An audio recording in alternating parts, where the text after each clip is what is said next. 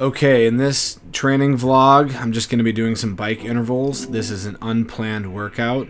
I do 3 strength training sessions a week typically, and if I have some extra time, I will throw in some aerobic work, usually in the form of some type of interval training. Today I'm doing the Airbike, starting with a 3-minute warm-up, just keeping a steady pace, trying to get my heart rate increased gradually.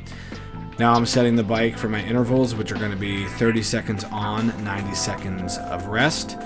I really prefer to have a longer rest period than a work period, and a lot of people do the opposite of that because it feels harder. Coaches that are trying to impress clients will often do this because it just kind of murders people and puts them in the ground. But in reality, you're going to get more out of intervals that have a longer rest period because you're more recovered between rounds, so your energy output during the work period is greater. And so that's how I usually do it. At worst, I'll do an equal work to rest ratio. The exception is Tabata, but Tabata is only 4 minutes long, so not a big deal to have the slightly shorter rest periods. You can see here I'm taking my heart rate, and I do that manually because I just have not found the wrist watches to be accurate as far as heart rate's concerned. It seemed to get worse for me after my pacemaker was implanted. It just really seems to screw with the watch. So I take it manually.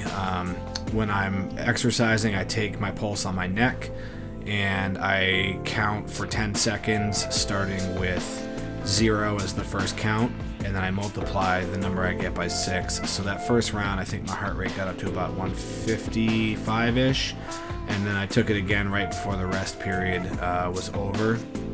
And the reason why I do that is because I'm curious to see how fast my heart rate recovers from the work round. So here you see me taking it again, and my heart rate the second time around was about 108 beats per minute, which is pretty good to go from 155 to 108. So the faster your heart rate comes back down, the better your work recovery is.